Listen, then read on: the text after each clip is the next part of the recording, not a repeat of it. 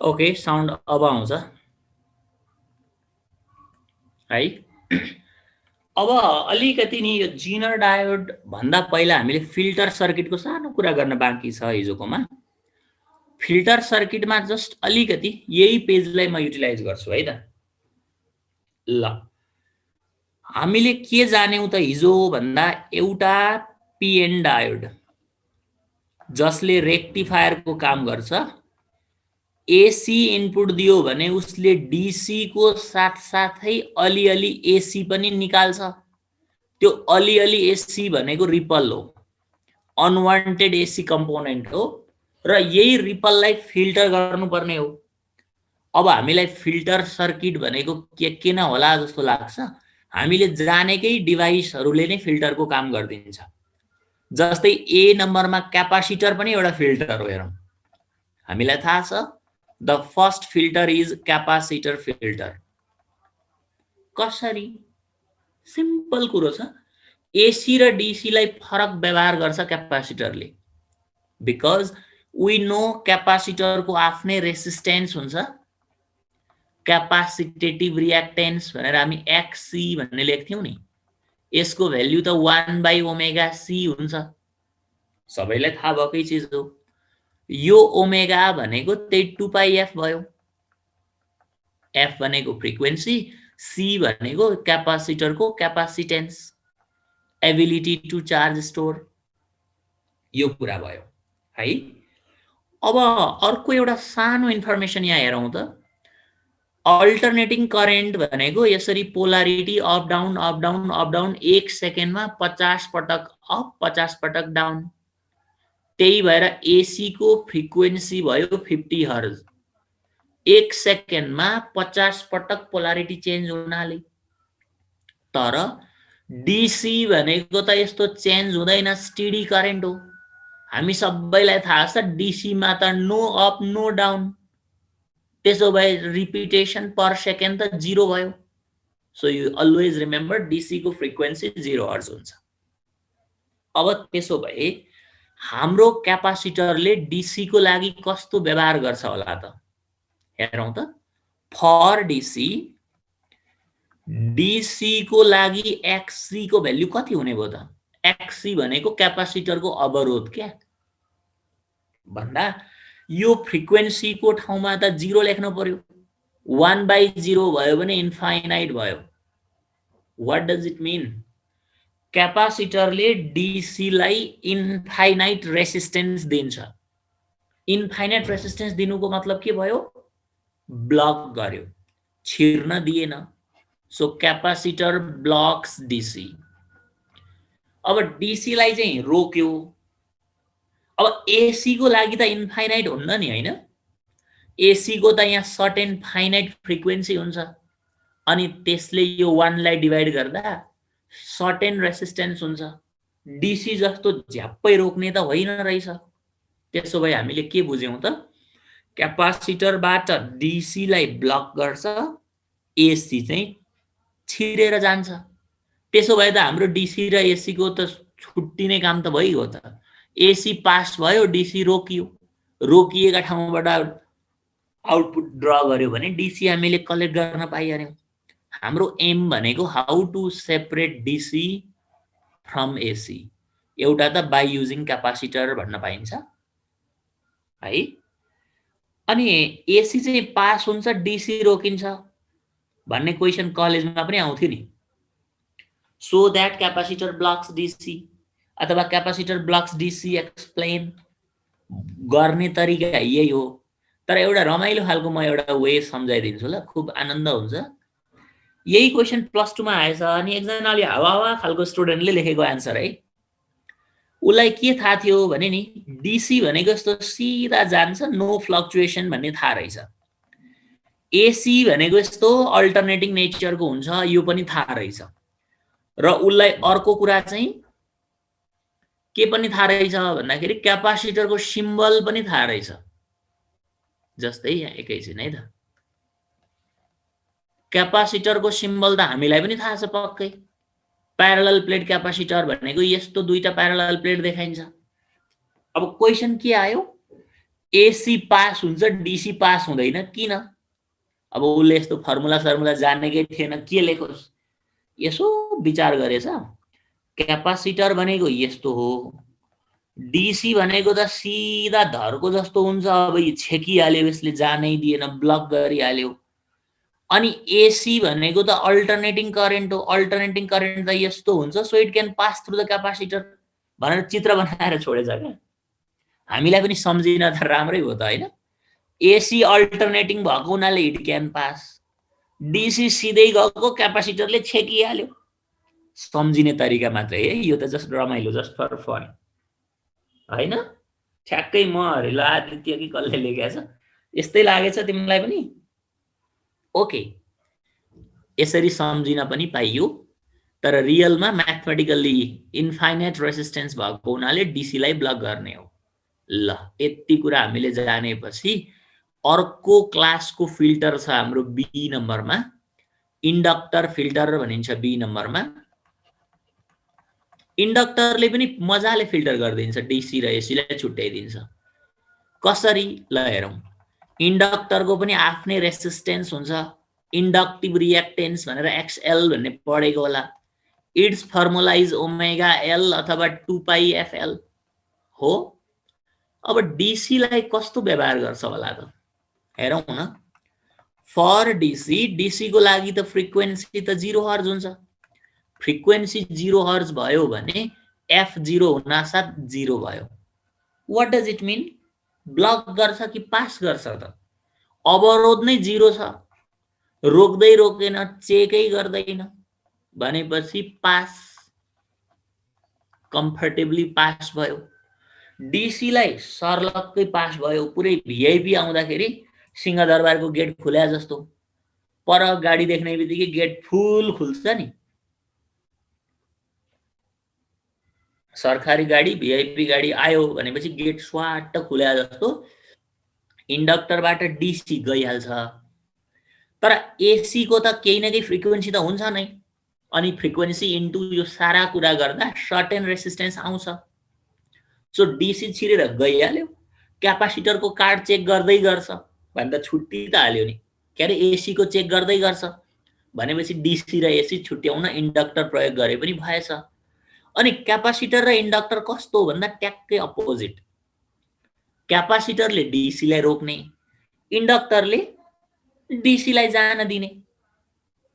यो दुईटा अपोजिट नेचरको फिल्टर सर्किट छ। अनि मान्छेहरूले अझै इम्प्रुभ पो गर्न सकिन्छ कि फिल्टर सर्किटलाई भनेर यो क्यापासिटर र इन्डक्टरलाई सँगै राखेर पनि बनाएको छ एलसी फिल्टर भन्ने। एलसी भनेको एल पनि हुने सी पनि हुने, इन्डक्टरको इन्डक्टेन्सलाई एल भन्छ नि होइन, क्यापासिटरको क्यापासिटेन्सलाई सी भनिन्छ। सो एल र सी, इन्डक्टर र क्यापासिटर दुईटै भएको फिल्टर पनि हुन्छ। Okay, LC filter.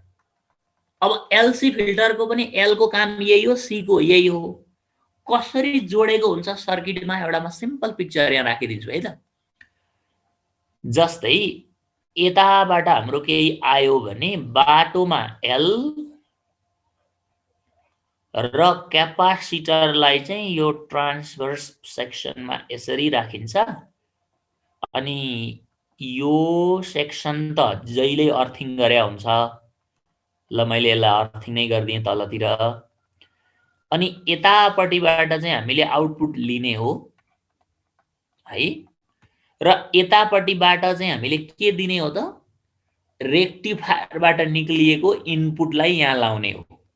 त्यसमा के छ? डीसी र एसी दुवै हुन्छ। यो इन्डक्टरको इन्डक्टेन्स एल, क्यापासिटेन्सको सी, एलसी, यो टाइपको आउटपुट चाहिँ हामीले यो टाइपको सर्किट चाहिँ आउटपुटमा जोड्दियौँ भने यहीँबाट मजाले फिल्ट्रेसन हुन्छ। कसरी त? अघिको यो लट्ठीवाला टेक्निक चाहिँ यो इन्डक्टरको लागि पनि मिल्छ, हेरौँ ल। डीसी छिर्छ भनेको छ नि, इन्डक्टर भनेको त केही होइन, एउटा कोइल हो। कोइलमा यहाँ बिचमा एउटा प्वाल हुन्छ कि हुँदैन त? हुन्छ। अनि डीसी त लट्ठी जस्तो यहाँबाट गएपछि फुत्त निक्लिन्छ। एसी त अल्टरनेटिङ हो, अब काटेर जान मिलेन, डीसी छिर्यो, एसी रोक्यो। सम्झिनलाई त यति गरे पनि हामीलाई पुग्यो। अब यसो सोचौँ त यसको सिम्पल मेकानिजम। यहाँबाट डीसी गयो भने के हुन्छ हेरौँ ल। जुन रेक्टिफायरबाट निक्लिएको एसी र डीसी मध्ये डीसी गयो भने डीसी त लट्ठी जस्तो सम्झिने तरिका नि, कोइलबाट फुत्त छिरिहाल्यो। अब क्यापासिटरले त डीसीलाई ब्लक गर्छ, त्यसो भए डीसी त सिधा आउटपुटमा गइहाल्यो, भइहाल्यो हैन। डीसीलाई कहीँ कतै रोकठोकै भएन, स्वयं पुग्यो। डीसी पुगिहाल्यो भनेपछि एसीलाई त रोक्दै जान्छ। कसरी? एसीलाई त यो इन्डक्टरले पनि रोकि नै हाल्छ हो। इन्डक्टरबाट केही एसी छिर्यो भने इन्डक्टरले रोक्ने हो। अलिकति फ्रिक्वेन्सी लो वाला छ भने त्यो छिर्न सक्छ हैन। अलिअलि केही छिर्यो भने क्यापासिटरबाट त फेरि इजी पाथ हो एसी को लागि त। सो यसले रोक्ने प्रयास गर्छ, रोक्छ। यसले रोक्न नसकेको एसी कम्पोनेन्ट केही छ भने त्यो एसी कम्पोनेन्ट त क्यापासिटरबाट त पास भइहाल्छ, अनि पास भएर अर्थिङ हुन्छ, ग्राउन्डेड हुन्छ। सो एट एनी कस्ट हाम्रो आउटपुटमा एसी पुग्न पाउँदैन। यसले रोक्छ। केही छिरेमा, केही लिक भएमा, लिकेज भन्छौँ नि, अहिले यो उसमा पनि आउँछ लिकेज अलिकति, यहाँबाट छिर्यो, यसले बाइपास गरिदिइहाल्यो भनेपछि एसीलाई हाम्रो आउटपुटतिर, रेडियोतिर जाने चान्स यो फिल्टरबाट कम भयो। त्यसैले एल एक्लै सी एक्लै भन्दा यो एलसी बेटर भयो। हेर्दै पनि थाहा छ एलसी रिलेटिभली बेटर। एक्लै एक्लै भन्दा दुईटा छ भने त दुई ठाउँमा एसीलाई चेकिङ भयो नि, यसले रोक्यो, यसले पास गरिदियो, यता जान दिएन। त्यसैले त्यो युनिटी इज स्ट्रेन्थ भने जस्तो एक्ला एक्लै भन्दा सी मात्रै, एल मात्रै भन्दा एलसी राम्रो। र सबभन्दा राम्रो बेस्ट भनेको अर्को डी नम्बरको फिल्टर छ, हामी यसलाई पाई फिल्टर भन्छौँ। पाई फिल्टर पनि एलसी फिल्टरकै अलिकति मोडिफाइड भर्सन हो। पाई फिल्टर भनेको चाहिँ कस्तो हो भन्दाखेरि यहाँनिर यो सेक्सनमा पनि अर्को एउटा क्यापासिटर राखिदिएको हुन्छ यसरी। पाई चाहिँ किन भनेको भन्दा एल र दुईवटा क्यापासिटरको सेप यहाँ हेरौँ त, यस्तो होइन हाम्रो ग्रीक लेटर पाई भनेको। ग्रीक लेटर पाई यस्तो हुन्छ। हाम्रो सर्किटमा एल यतापट्टि जोडियो, दुईवटा क्यापासिटर यतापट्टि जोडियो, ठ्याक्कै पाईको सेपमा एल र सी जोडेको भनेर पाई भनेको। अब यसको मेकानिजम चाहिँ के त, उही हो कुरा। डीसी आयो भने डीसीलाई अब के गर्छ, क्यापासिटरले छिर्न दिँदैन, डीसी सिधै गइहाल्यो। यहाँदेखि उता त अघिकै कहानी भयो। अनि एसी आयो भने के हुन्छ, एसीलाई त क्यापासिटरले बाइपास गरिहाल्छ, अर्थिङ भइगयो। त्यहाँबाट केही छिरेमा एलले रोक्छ, एलबाट छिरेमा अर्कोले बाइपास गर्छ। कुनै पनि हालतमा हाम्रो आउटपुट अथवा रेडियोतिर एसी पुग्न सक्दैन। कसैको मनमा लाग्ला त्यसो भए त अर्को पनि एल थपेर सी गर्यो भने अझ टाइट हुन्थ्यो हैन। त्यसरी पनि गरेर हेरेको हो, तर धेरै कम्पोनेन्टहरू थप्दै जाँदा फेरि इक्विभ्यालेन्ट रेसिस्टेन्स चेन्ज हुँदै जान्छ र इफिसियन्सी अझै कम नै पाइयो क्या। त्यही भएर फिल्टर मध्येको बेस्ट कम्बिनेसन भनेको डी नम्बरको फिल्टर हो। यो पनि एक साल क्वेसन सोधेको छ, so you can note down this one. यो पाई फिल्टर भनेको बेस्ट फिल्टर, बेस्ट फिल्टर। र हामीले ब्याचलरतिर यो प्र्याक्टिकल गराउँदाखेरि नि पाई बेस्टै भने तापनि त्यही 70-80% जति मात्रै यसको चाहिँ इफिसियन्सी निक्लिन्छ। 100% इफिसियन्ट त अब कुनै इन्जिन कहीँ त हुँदैन हैन। सो बेस्ट भनेको अरूका भए मध्येको राम्रो चाहिँ यो छ। Best does not mean 100% efficient है त। ल, इन्डक्टर फिल्टरले एसीलाई ब्लक गर्यो नि त, डीसीलाई रोक्यो भनेपछि त फर्मुला हेर त। एसी को त केही न केही फाइनाइट फ्रिक्वेन्सी हुन्छ, 50 हुन्छ। 50 अनि पाईको भ्याल्यु 3 गर्दा 150 भयो, इन्टु 2 गर्दा के भयो 300 भयो। एल को पनि सर्टेन हेनरी होला। ल 10 हेनरी हो भने पनि 3000 ओमको रेसिस्टेन्स लगाइदियो। तर डीसीलाई त 0 रेसिस्टेन्स भन्छ, डीसी छिटो हिँडिहाल्यो नि हैन। इन दिस वे भन्नु पर्यो। यसमा हामीले मेकानिजम केही जान्नु गर्नु पर्दैन, सिम्पली के बुझ्ने, क्यापासिटरको अवरोधवाला फर्मुला यो हो। डीसी को फ्रिक्वेन्सी 0 हुनाले इन्फाइनाइट अवरोध गर्दो रहेछ, सो क्यापासिटरबाट डीसी छिर्दैन। इन्डक्टरबाट डीसी को लागि 0 रोकावट भएको हुनाले डीसी छिर्छ। त एउटाले डीसी लाई पठायो, एसी रोक्यो, अर्कोलाई चाहिँ डीसी रोक्यो, एसी पठायो, अनि त फिल्टर भइहाल्यो। हाम्रो काम यो दुईटालाई छुट्याउने थियो है। पाई फिल्टर बुझाइदिनु भनेको छ, यही हो। पाई भनेको यो शेपमा छ, हेरौँ त, ग्रीक लेटर पाई जस्तोमा एल र सी जोडेको छ, यो त देख्यो।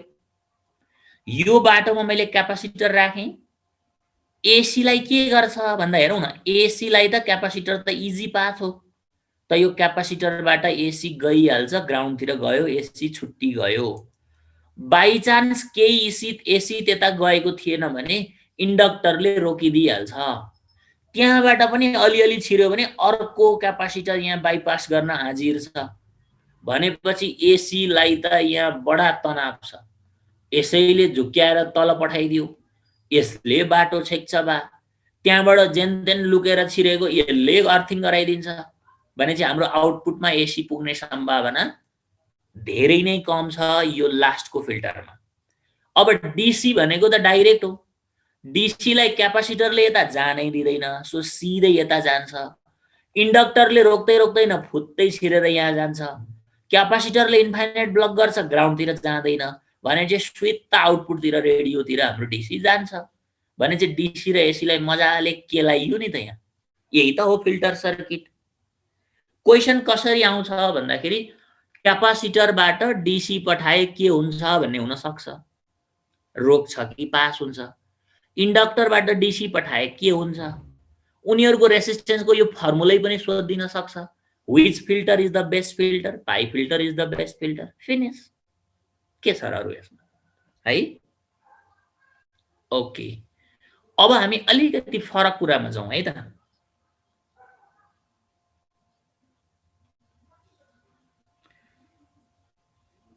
रिपललाई अर्को रेक्टिफायर लगाएर डीसीमा लान मिल्दैन भन्छ, मिल्छ,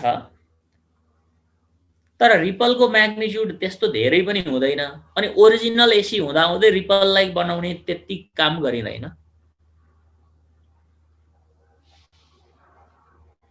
ल अब यसपछि एउटा सिम्पल कुरो छ, यो जिनर डायोड जान्नु भन्दा पहिला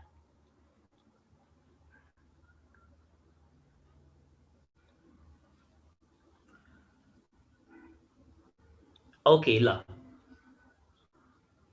एल सेक्सन फिल्टर भनेको एल मात्रै भएको हो नि, एलसी फिल्टर हो भने त एलसी नै भन्छ। साया भुसालको क्वेशन, एल सेक्सन भनेको एल मात्रै भएको, सी सेक्सन सी मात्रै भएको, एलसी छ भने एलसी भयो, पाई भनेको एल र सी लाई पाईको शेपमा राखेको, त्यति हो।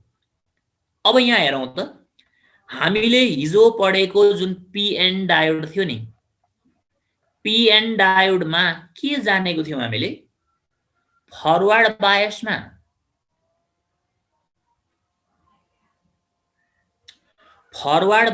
लार्ज करेन्ट फ्लो हुन्छ, रिभर्स बायसमा करेन्ट कम फ्लो हुन्छ, त्यही जानेको होइन त।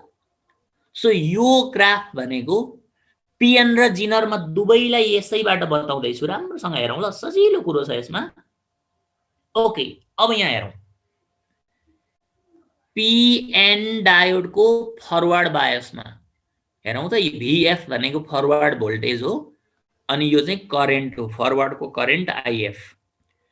अनि रिभर्समा त ब्याट्रीको माइनस जोडिन्छ भनेर रिभर्सलाई चाहिँ यो नेगेटिभ भोल्टेजतिर लेख्ने चलन छ, अनि त्यही बेलाको करेन्टलाई यो नेगेटिभ डाइरेक्सनमा रिप्रेजेन्ट गर्ने चलन छ, हामीलाई थाहा छँदैछ। अब हेरौँ न, फरवर्डमा चाहिँ के हुन्छ भन्दा हामीले भोल्टेज लगाएको केही समयसम्म त करेन्ट आउँदैन। किन आउँदैन? केही समयसम्म त भ्यालेन्स ब्यान्डकोलाई कन्डक्सन ब्यान्डमा पुर्याउनु पर्यो अथवा डिप्लेसन लेयरलाई ओभरकम गर्न पर्यो। सो यति भोल्टेज जति चाहिँ हाम्रो कहाँ खर्च भएको हो, डिप्लेसन लेयरलाई ओभरकम गर्न। त्यसपछि चाहिँ भोल्टेज बढाउँदै जाँदा करेन्ट पनि बढ्दै जान्छ। पीएन डायोडको नेचर यस्तो। अनि जिनर डायोडको पनि उस्तै। जिनर के हो म एकैछिनमा कुरा गरौँ ल। अहिले जस्ट यो ग्राफ देखेको बेला के बुझौँ भन्दा there is no difference in forward bias for PN and Zener diode, exactly same हो है। मलाई फरवर्डको काम छ कुनै प्र्याक्टिकलमा कुनै प्रोजेक्टमा भने म जिनर भन्दा पिएन नै किन्छु, सस्तो पर्छ क्या, जिनरको बनाउन मिहिनेत अलिकति बढी छ। So there is no difference in forward section. अब रिभर्समा चाहिँ के हुन्छ हेरौँ त। रिभर्स बायसमा हामीले हिजो के पढेको, भोल्टेज बढाउँदै बढाउँदै बढाउँदै यहाँसम्म आइसक्यो, करेन्टै बढ्दैन। रिभर्स बायसमा त एकदमै थोरै करेन्ट, त्यो पनि माइनोरिटी चार्ज क्यारियरले भनेको हो नि त हो। त्यसैले भोल्टेज बढाउँदै जाँदा करेन्ट अलि बढेर यति थोरै भएको देखियो। यहाँसम्म त भोल्टेज बढाएको बढाइ गरेको, वाइ एक्सिसमा करेन्ट त जिरै छ यहाँसम्म आउन्जेल। अनि भोल्टेज अलि बढ्दै जाँदा थोरै करेन्ट, यति जति करेन्ट देखियो यहाँ सुरुमा हो। तर भोल्टेज बढाउँदै बढाउँदै बढाउँदै एक्सेसिभली हाई भोल्टेजमा आइसक्यो भने चाहिँ फेरि वात्तै लार्ज करेन्ट फ्लो हुँदो रहेछ। हेरौँ है, रिभर्समै भए पनि सुरुमा चाहिँ भोल्टेज बढाउँदै जाँदा करेन्ट फ्लो नै हुँदैन, डिप्लेसन लेयरको विड्थ बढी छ, करेन्ट फ्लो हुँदैन, भए पनि थोरै करेन्ट फ्लो हुन्छ, यति जति भन्ने हामीलाई थाहा छँदैछ। तर भोल्टेज बढाउँदै बढाउँदै बढाउँदै एउटा लिमिटमा पुगेपछि चाहिँ वात्तै लार्ज करेन्ट फ्लो भइदिन्छ। त्यस्तो खालको डायोड भनेको चाहिँ पिएन डायोड हो। यस्तो किसिमले भोल्टेज बढाउँदै जाँदा करेन्ट पनि अब बढिराखेको देखिन्छ पिएनमा चाहिँ। अनि जिनरमा चाहिँ के फरक छ त? पिएन र जिनरको डिफरेन्स भनेकै यही रिभर्स बायसमा हो। यिनीहरूको डिफरेन्स के रहेछ त हेरौँ, पिक्चरमै हेर्दा थाहा भइहाल्छ। जिनर हो भने चाहिँ यसको यो रिभर्समा लार्ज करेन्ट फ्लो हुने तरिका चाहिँ अलिकति फरक छ। कस्तो फरक रहेछ ल फिगरबाट हेरिहालौँ त। जिनरमा चाहिँ यस्तो टाइपको हुन्छ, सिधै भर्टिकल्ली तल, यो भनेको चाहिँ जिनर भयो। यस्तो हुने पनि कारण छ। मैले के भने फरवर्डमा पिएन र जिनरमा नो डिफरेन्स, रिभर्समा सुरुको केही भोल्टेजसम्म त करेन्ट आउँदै आउँदैन, रिभर्स भनेको नआउने नै हो, किन आओस्। तर रिभर्समा भोल्टेज बढाउँदै कुनै एउटा ठाउँमा पुगेपछि चाहिँ जति भोल्टेज बढायो उति करेन्ट बढेको देखियो भने पिएन हो। एउटा पर्टिकुलर ठाउँमा पुगेपछि भोल्टेज बढ्दै बढ्दैन, करेन्ट मात्रै ऱ्यापिडली बढ्यो, यतातिर गुडुडुडुडु वाइको भ्याल्यु बढ्नु भनेको त करेन्ट मात्रै बढ्यो, तर भोल्टेज एक ठाउँमा रोकियो भने त्यो चाहिँ के हो त?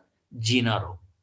अब यहाँ ध्यान दिने, भोल्टेज बढाउँदै गर्दा करेन्ट एकरो बढिरह्यो भने त कन्डक्टर जस्तो भयो नि त, त्यो डायोड ब्रेक भयो, ड्यामेज भयो, बिग्रियो। यो दोस्रो केसमा चाहिँ यसरी वात्तै भोल्टेज बढाइरहँदा करेन्ट बढिरह्यो भने त सेमी कन्डक्टिङ फिचरै गयो।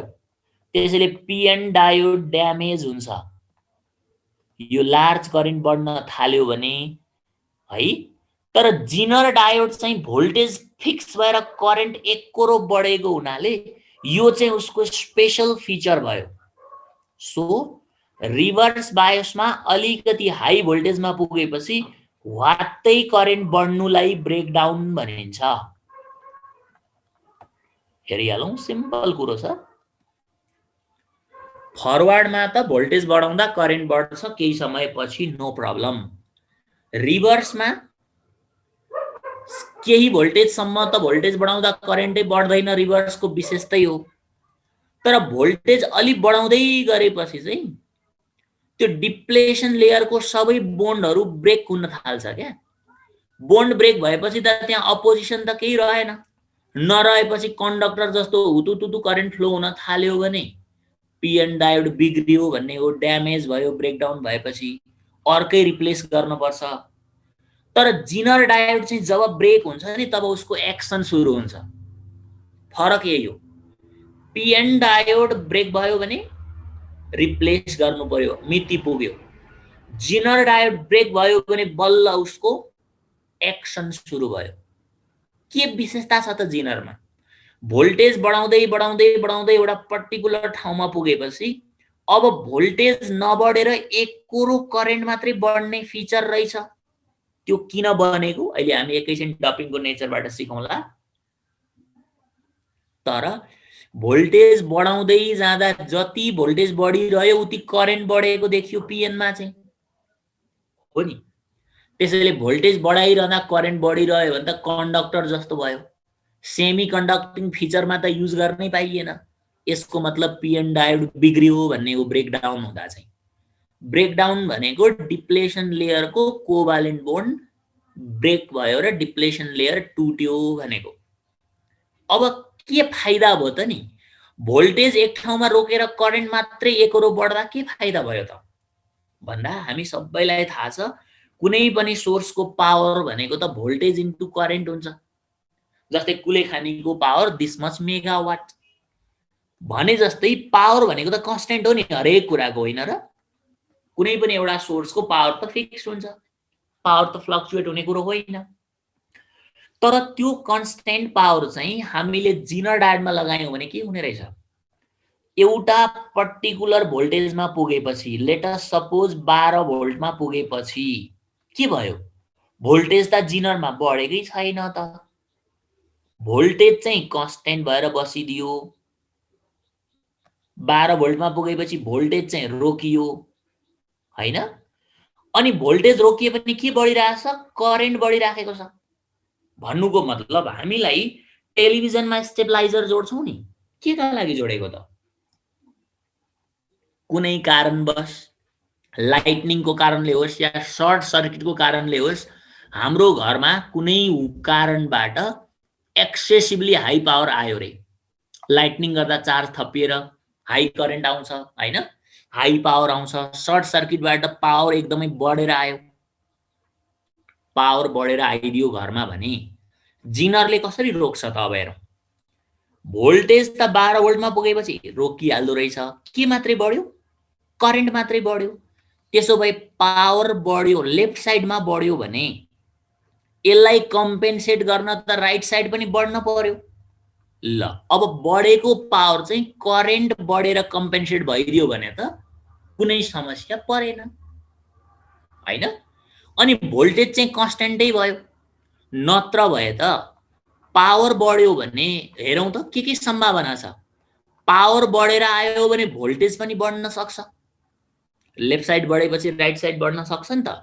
भोल्टेज बढ्यो भने त हाई भोल्टेजले डिभाइसहरूले त ड्यामेज गर्दिन सक्छ, तर हामीले जिनरलाई बाटोमा जोड्दियौँ भने जिनरले के गर्ने भयो त, जिनर त एउटा पर्टिकुलर भोल्टेजमा पुगेपछि अब भोल्टेज बढेन, उबाट भोल्टेज कन्स्टेन्टै बस्यो।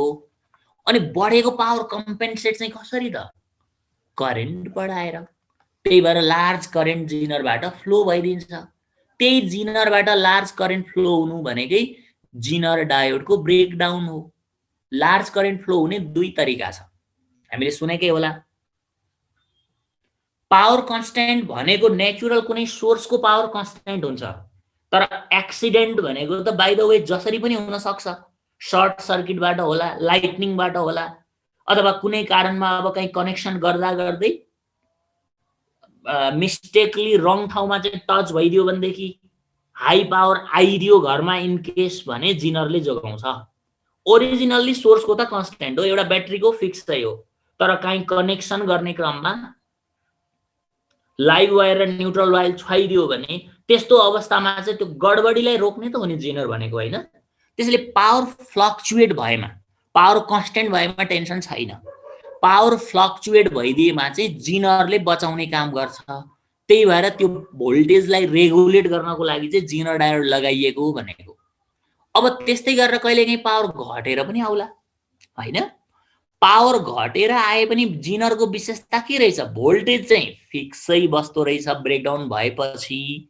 अनि घट्यो पावर भने त्यसलाई कम्पेन्सेट चाहिँ करेन्ट घटेर गर्छ भनेपछि जिनरले पावर घटे पनि बढे पनि एउटा कन्स्टेन्ट भोल्टेज चाहिँ जहिले सप्लाई गरिरह्यो भने त त्यही जिनरको प्यारललमा हामीले टेलिभिजन जोड्यो भने के हुन्छ, हामी सबलाई थाहा छ प्यारललमा भोल्टेज रिमेन्स सेम। त्यसो भए मेरो टिभीले जति बेलै 12 भोल्ट पाइरहन्छ, अनि 12 भोल्टमा चल्ने टिभीले कन्स्ट्यान्ट 12 भोल्ट पाउँदा त मलाई केही समस्या भएन, मेरो टिभी बिग्रिएन।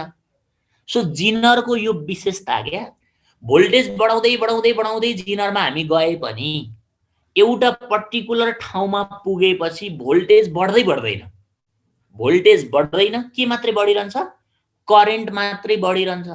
हामीले इनपुट पावर जति नै बढाए पनि भोल्टेज 12 भन्दा एक्सिडै गर्दैन। अनि बढाएको पावर कहाँ कम्पेन्सेट भयो त, करेन्ट बढाउनको लागि। अनि बढेको करेन्ट त सर्किटबाट अर्थिङ भइहाल्छ, के टेन्सन भएन। त यो विशेषताले गर्दा यसलाई चाहिँ भोल्टेज रेगुलेसनमा ल्याइएको। अब कुरो रह्यो करेन्ट बढ्ने कहानी चाहिँ के त, मेकानिजम चाहिँ, त्यसको लागि पहिला ब्रेकडाउन अफ जिनर डायोड सिकौँ। बिफोर दिस हामीले के सिक्यौँ अहिले, यस्तो किसिमको शार्प ब्रेकडाउन। शार्प भनेको एउटा पर्टिकुलर भोल्टेज 12 भोल्ट पुगेपछि 12.1 पनि हुँदैन भोल्टेज। शार्प ब्रेकडाउन वाला जिनर हो। शार्प होइन, भोल्टेज बढिरहँदा करेन्ट बढिरह्यो, मेटालिक नेचरको आउँछ भने पिएन हो।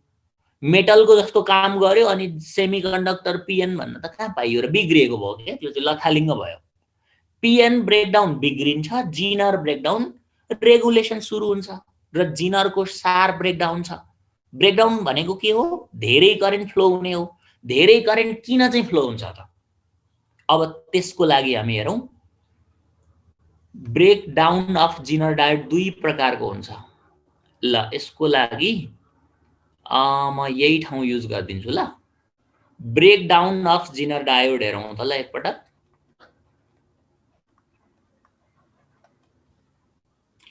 ब्रेकडाउन अफ जिनर डायोड भनेको जिनर डायोडमा धेरै करेन्ट फ्लो हुने तरिका दुईवटा छ, हामीले सुनेकै छ। एउटा तरिका हो जिनर ब्रेकडाउन, एउटा हो जिनर ब्रेकडाउन र अर्को हो एभालेन्च ब्रेकडाउन।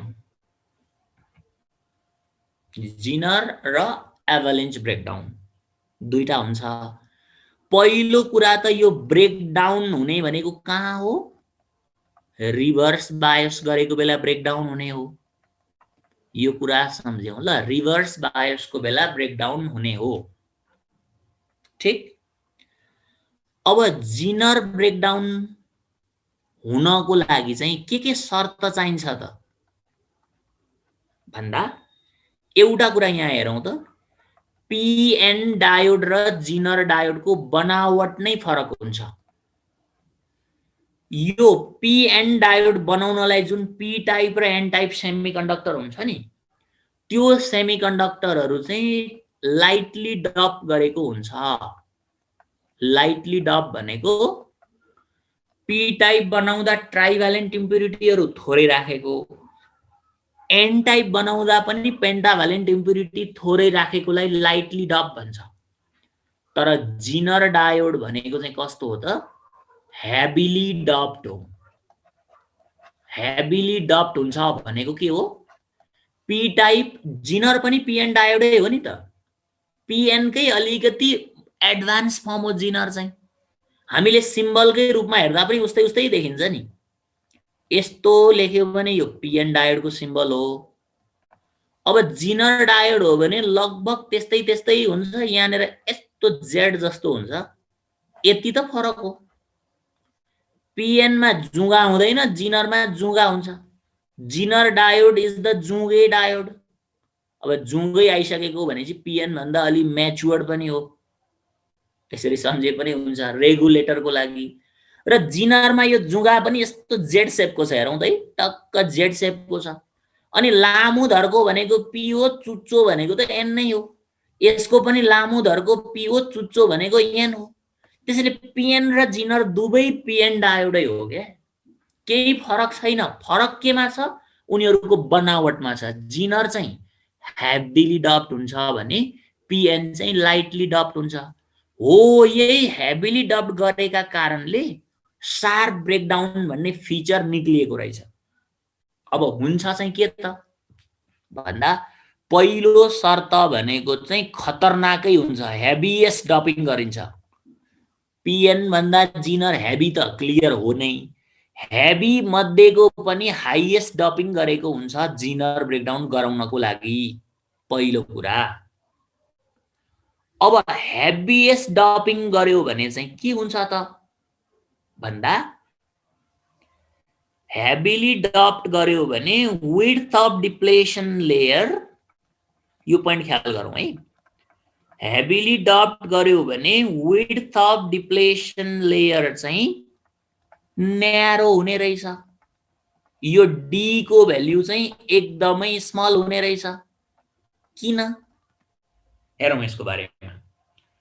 डपिङ टन्नाटन पी टाइपमा पनि हेभिली ट्राइभ्यालेन्ट लगाएको, एन टाइप बनाउन पनि पेन्टाभ्यालेन्ट टनाटन लगाएको भनेको हेभिली डप्ट हो।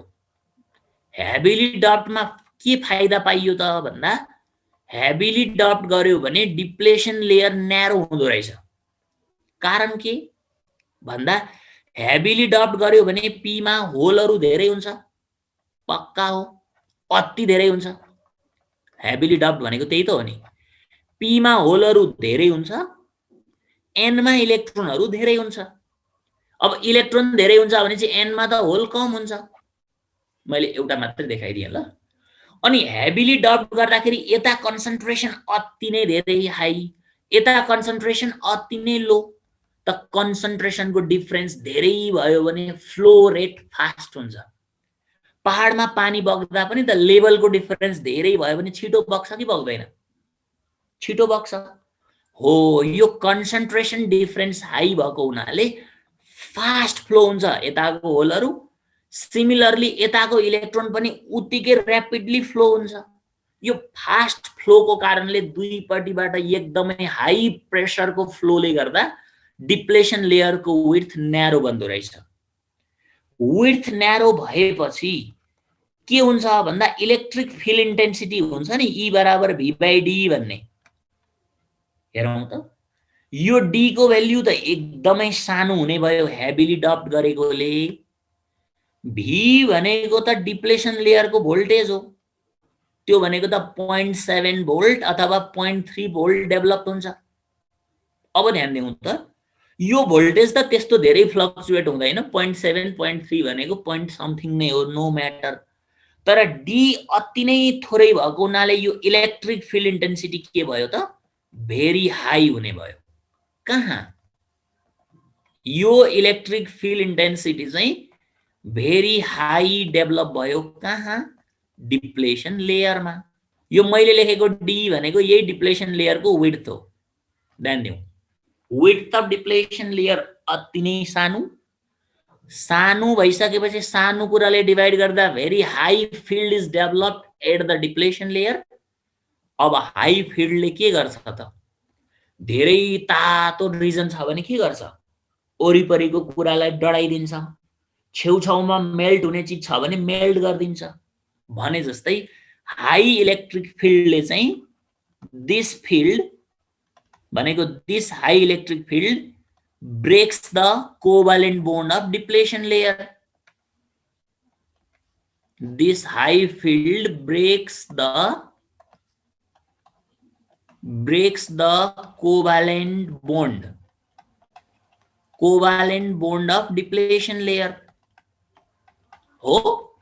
अब डिप्लेसन लेयरमा इमोबाइल आयोन मात्रै थियो पहिला। हेरौँ है त, जस्तै इमोबाइल आयोन मात्रै थियो। अनि सिलिकनले हाम्रो ल ट्राइभ्यालेन्ट अथवा पेन्टाभ्यालेन्टसँग यसरी बन्डिङ त गरिराखेको हुन्छ नि त, हैन? ल हाम्रो नाइट्रोजनसँग यसरी बन्ड त गरेकै हुन्छ, यस्तो किसिमको इलेक्ट्रोन शेयरिङ गरिराखेकै हुन्छ।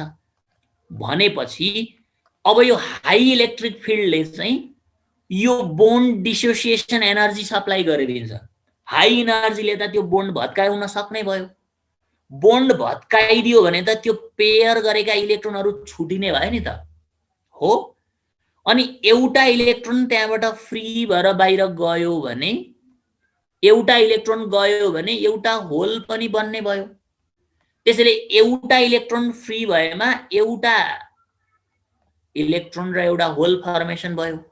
दुईवटा ब्रेक भएमा दुईवटा इलेक्ट्रोन र दुईवटा होल बन्ने भयो। अनि इलेक्ट्रोन र होल भनेको त चार्जको क्यारियर हो नि त।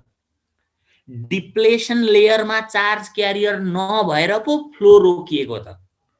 तर डिप्लेसन लेयरमा भएका यस्ता कोभ्यालेन्ट बोन्डहरू हाई फिल्डले भत्काइदिएपछि त इलेक्ट्रोन र होलको पेयरहरू फर्मेसन हुने भयो, breaks the covalent bond of depletion layer. त्यसो हुनाले electron hole pairs are firmed.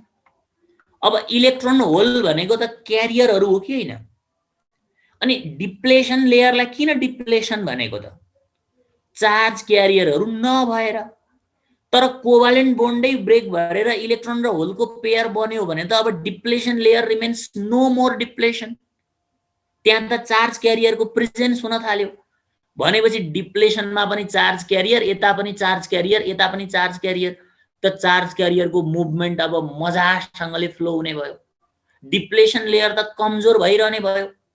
यहाँ सोचौँ अलिकति फेरि, डिप्लेसन लेयरको एउटा बोन्ड ब्रेक भयो भने डिप्लेसन लेयर अलिकति न्यारो भयो, डी न्यारो भयो भने ई अझ हाई हुँदै जान्छ। यो आगलागी जस्तो क्या। अनि ई हाई भयो भने हाई फिल्डले अर्को बोन्ड पड्काइदिन्छ, अर्को बोन्ड पड्काएपछि डी अझै कमजोर हुन्छ, डी कमजोर भएपछि ई झनै हाई हुन्छ, त्यो हाईले अझ अर्को बोन्ड पड्काइदिन्छ।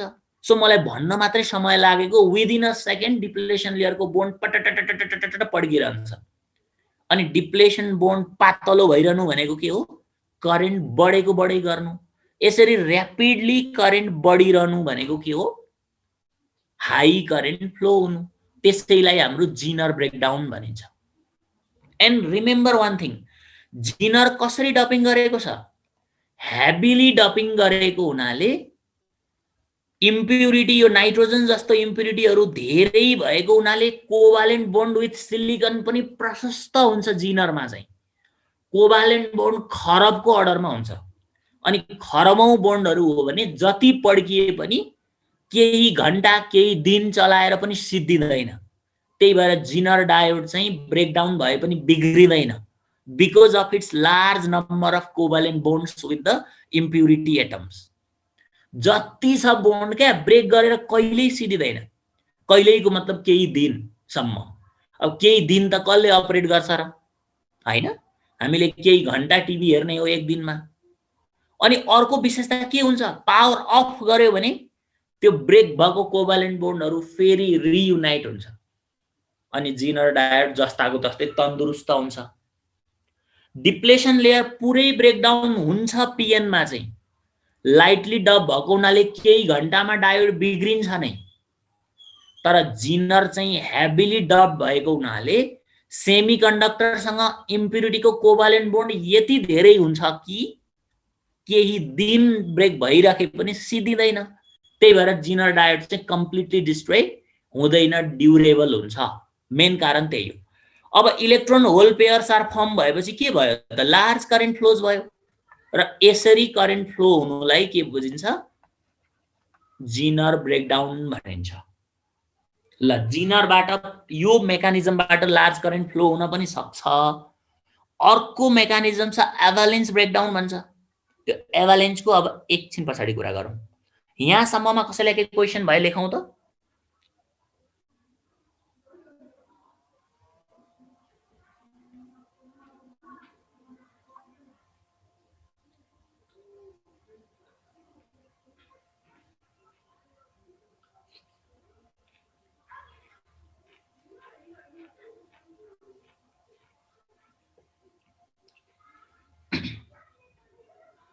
कति भोल्टेजमा जिनर ब्रेकडाउन हुन्छ लेखा छ।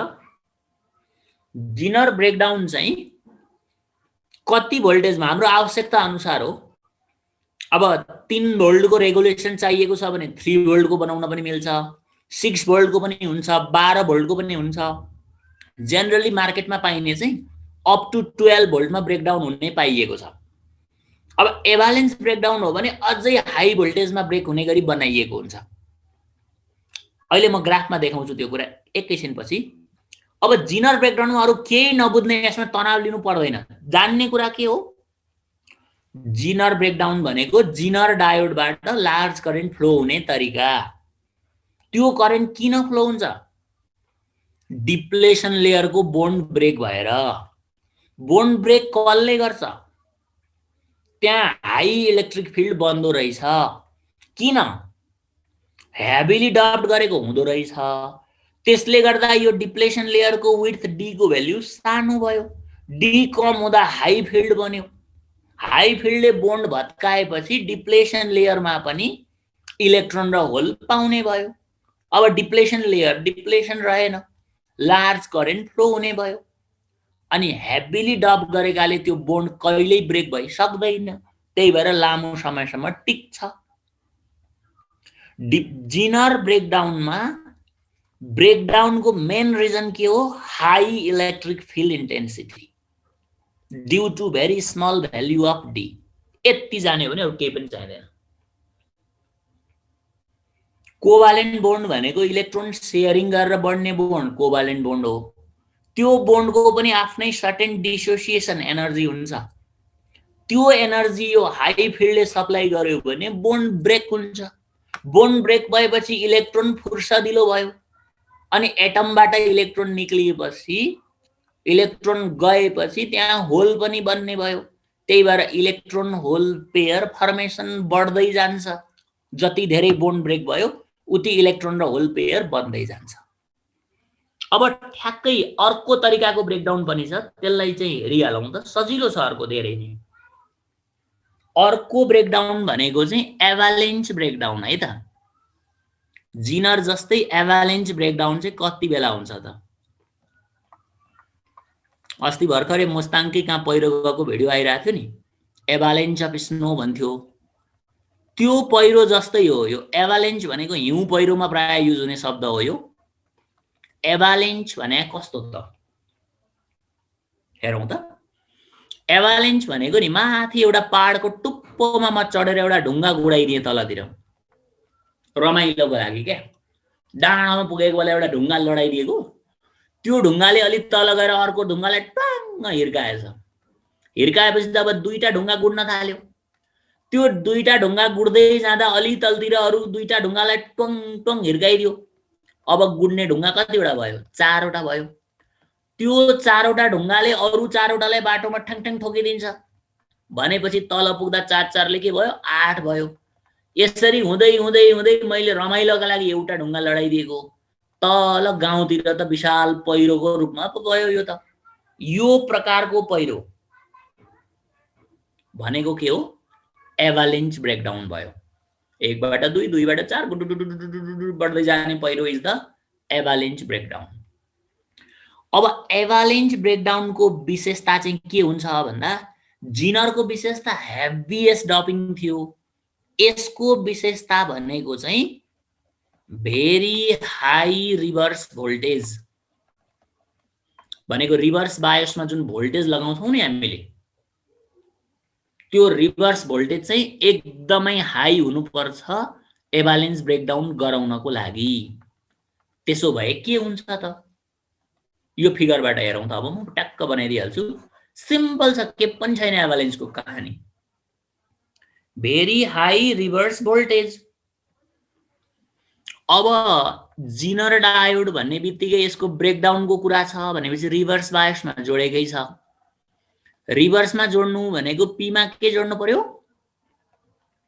पी मा माइनस जोड्नु पर्यो। त्यही हैन रिभर्स भनेको? पी मा माइनस जोड्नु पर्यो, एन मा प्लस जोड्नु पर्यो। पी मा के धेरै हुन्छ रे? अब पी मा त होल धेरै हुन्छ, इलेक्ट्रोन थोरै हुन्छ। एन मा चाहिँ फेरि इलेक्ट्रोनहरु धेरै हुन्छ, होल चाहिँ कम हुन्छ। यही कुरो त हो नि। पीएन डायोड यही हो। जिनर पनि पीएन नै रहेछ, कुरो बुझिहाल्यो। तर यो जुन पी मा माइनस जोड्ने भने जुन भोल्टेज लगाइन्छ नि रिभर्स बायस गराउनलाई, यो भोल्टेज चाहिँ भेरी हाई चाहिन्छ रे। यदि एभालेन्च वाला ब्रेकडाउन चाहने हो भने चाहिँ व्हाट इट डज। अब हेरौं यो हाई भोल्टेजले के गर्छ होला, ध्यान दिउँ त। यो माइनस हो भने त होलहरुलाई त्यता तान्ने भयो, यसले त केही फरकै पारेन। होलहरुलाई यता यता ताने पनि यो इलेक्ट्रोनलाई त यो ब्याट्रीको माइनसले त रिपेल गर्छ, ड्याङ यता पठाइदिन्छ। हेर्ने ध्यान दिउँ है।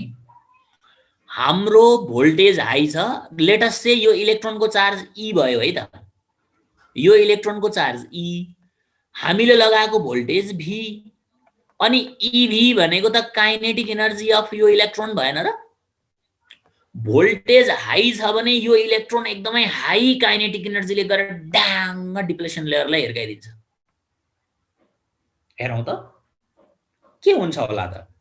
अघि चाहिँ हाई फिल्डले बोन्ड भत्काएको थियो, अहिले चाहिँ इलेक्ट्रोनले कुटेरै बोन्ड भत्काइदिन्छ। जस्तै ध्यान दिउँ त, हाई भोल्टेज लगाएको, त्यो ब्याट्रीको माइनसले इलेक्ट्रोनलाई रिपेल गर्छ, तर भोल्टेज हाई भएको हुनाले त्यो रिपल्सन भएर दौडिने भेलोसिटी ज्यादा हुन्छ। अनि हाई भेलोसिटीले यसैले डिप्लेसन लेयरलाई ड्याङ हिर्काउने क्रममा डिप्लेसन लेयरको सपोज एउटा कोभालेन्ट बोन्ड ब्रेक भयो, एउटा कोभालेन्ट बोन्ड ब्रेक भयो र इलेक्ट्रोन होल पेयर बन्यो सपोज। अब इलेक्ट्रोन होल पेयर बन्यो भने के हुन्छ त? होललाई त ब्याट्रीको माइनसले यतै तान्छ, केही पनि भएन। त्यो बनेको इलेक्ट्रोनलाई फेरि उसले रिपेल गर्न थाल्यो अब डिप्लेसन लेयरतिर, किनभने नेगेटिभले नेगेटिभलाई रिपेल गर्छ। अनि डिप्लेसन लेयरलाई हिर्काउने अघि एउटा मात्र इलेक्ट्रोन थियो भने अब के भयो? दुईटा भयो। त दुईटाले हिर्काउँदै गर्दा अर्को बोन्ड ब्रेक होला। बोन्ड ब्रेक भएपछि फेरि इलेक्ट्रोन र होल बन्ला। अनि त्यो इलेक्ट्रोनलाई त फेरि डिप्लेसन लेयरतिरै दौडाउँछ। यसरी एउटाले हिर्काएको थियो, दुईटा भयो, दुईटाबाट तीनटा, चारवटा गर्दै यसरी डिप्लेसन लेयरलाई हिर्काउने इलेक्ट्रोनको संख्या बढ्दै गयो, डिप्लेसन लेयर ब्रेक हुँदै गयो भने ठ्याक्कै अघिकै तरिकाले लार्ज करेन्ट फ्लो हुन्छ। यसरी लार्ज करेन्ट फ्लो हुनुलाई चाहिँ एभालेन्ज ब्रेकडाउन भनिन्छ। त यसलाई एउटा वर्डमा हामी यहाँ यसो लेखौँ, ड्यू टु एभालेन्ज ब्रेकडाउन हुने कारण चाहिँ के त भन्दा ड्यू टु एक्सिलरेसन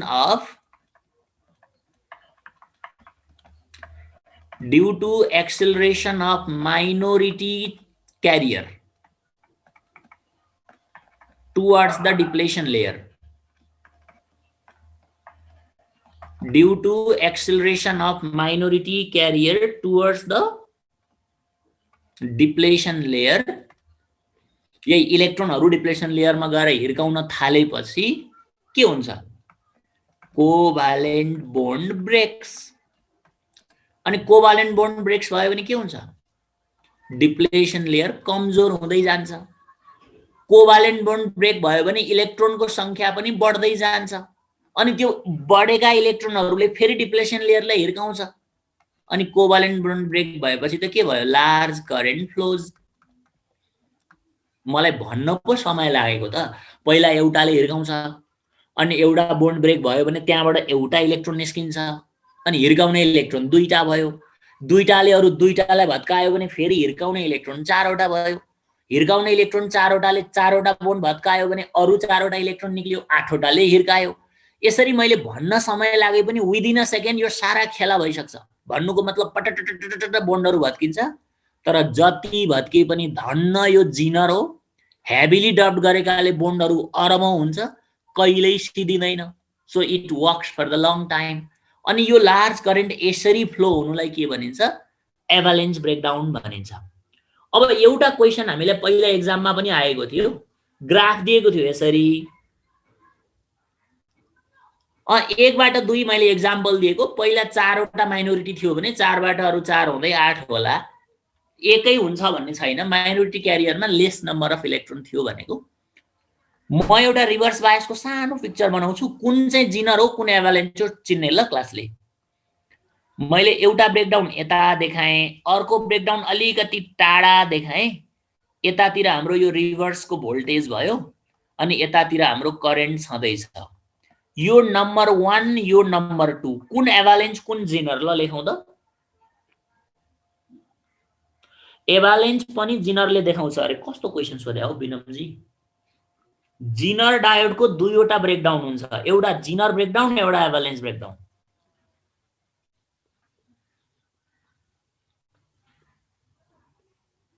कुन एभालेन्ज हो कुन जिनर हो? नजिकको जिनर हो। किनभने एभालेन्ज ब्रेकडाउनको लागि लगाएको भोल्टेज भेरी हाई हुँदो रहेछ। भनेपछि ओरिजिनबाट यता भोल्टेज बढ्दै बढ्दै बढ्दै जाँदैछ भनेपछि यो एभालेन्ज भयो भने यो के भयो? जिनर भयो। A to Z भनेर सम्झ्यौ न। टक्क लेफ्टपट्टिबाटै आउँदो रहेछ A to Z। एभालेन्स किन? हाई भोल्टेजमा ब्रेक भयो। हाई भोल्टेजमा ब्रेक एभालेन्स हुन्छ, लो भोल्टेजमा ब्रेक भनेको जेनर डायोड हुन्छ। हाई भोल्टेजले माइनोरिटीलाई एक्सिलरेट गरेर एभालेन्स स्टार्ट गर्ने हो नि त। हाई भोल्टेजको एभालेन्स, लो भोल्टेजमा जेनर हुन्छ। अब कहिलेकाहीँ 100 भोल्टेजमा ब्रेकडाउन हुने जिनर पनि बनाएको हुन्छ क्या मान्छेहरूले आफूलाई आवश्यक पर्यो भने है। त्यो कारणले गर्दा के बुझ्नु पर्यो भन्दा यसरी हाई भोल्टेजमा ब्रेक हुन्छ भने त्यो एभालेन्स वाला ब्रेकडाउन रहेछ। हामीले रेडियो, टिभी, क्यासेटमा प्रयोग गरिने 3 भोल्टमा ब्रेक हुने, 6 भोल्टमा ब्रेक हुने, 12 भोल्टमा ब्रेक हुने यो टाइपको भनेको चाहिँ जिनर ब्रेकडाउन वाला जिनर डायोड। पसलमा गएर यसो सोधी हेरौँ त, साउजी एउटा जिनर डायोड दिनुस् त भन्यो भने कति भोल्टको दिउँ भन्छ। त्यो भनेको कति भोल्टमा ब्रेकडाउन हुने दिउँ भनेको उसले के। सो यति कुरा सम्झिराखौँ। भोलि चाहिँ हामीले अब यसको रियल मेकानिजम चाहिँ हाउ इट रेगुलेट्स भन्ने एउटा सर्किट छ जुन +2 मा पढ्थ्यौं लङ क्वेसनको लागि, त्यो हेरेर ट्रान्जिस्टर टच गरौँला। आजकोमा जान्नुपर्ने के पनि छैन। मेन कुरा के, एभालेन्स ब्रेकडाउन कस्तो अवस्थामा हुन्छ?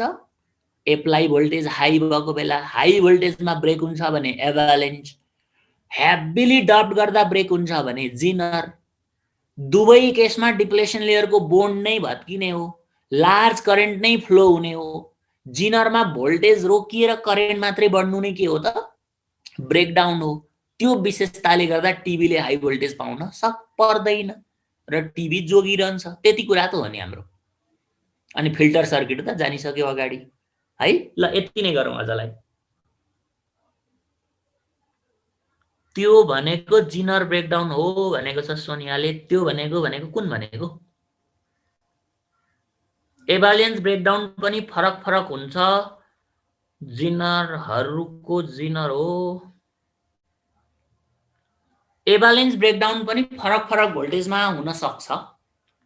कति भोल्टमा ब्रेक गर्ने आफूलाई आवश्यक छ, कति भोल्ट हाम्रो डिभाइसलाई चाहिएको छ त्यति भोल्टमा बनाउन सकिन्छ। ब्रेकडाउन भनेको हाई करेन्ट फ्लो हुने विवेक झा। कन्स्टेन्ट भोल्टेजमा लार्ज करेन्ट हुनु ब्रेकडाउन हो। ओके विवेक ठीक बुझेको छ, त्यही हो। नर्मल पीएन डायोडमा एभालेन्स ब्रेकडाउन हुन्छ। पीएन डायोडमा एभालेन्स भनेको हाई भोल्टेजमा ब्रेक भए एभालेन्स, लोमा ब्रेक भए जिनर हो। र यो ब्रेकडाउन भनेको जिनर डायोडको लागि डिफाइन गरिएको। पीएन डायोडमा त बोन्ड नै धेरै हुँदैन, सामान्य ड्राई सेलले नै बिगार्दिहाल्छ, ब्रेकडाउन भइहाल्छ। सो यो जिनर र एभालेन्स भनेको मात्रै जिनर डायोडको लागि हो। नर्मल्ली मेन्सन भए भनेको जिनर ब्रेकडाउन भोल्टेज हो। प्र्याक्टिसमा आएको यति भोल्टमा ब्रेक हुने, उति भोल्टमा ब्रेक हुने भनेको त्यो जिनर ब्रेकडाउन वालै हुन्छ। एभालेन्स त अलिकति त्यो प्रोजेक्टको लागि, कुनै इन्डस्ट्रीको लागि हाई भोल्टेज चाहियो भनेदेखि एभालेन्स वाला गरेको हुन्छ। ओके ल हाम्रो टाइम पनि ब्रेक भयो हैन। ल टिफिन भर्या छ अर्जुनले। ल टिफिन ब्रेक आजलाई यति है त। एकचोटि अब क्वेशनहरु पनि हेर्दै गरौँ। भोलि यसको मेकानिजम जानेपछि सबै सल्भ भइहाल्छ, चिन्ता लिनै पर्दैन है त। ल आजलाई यति गरौँ।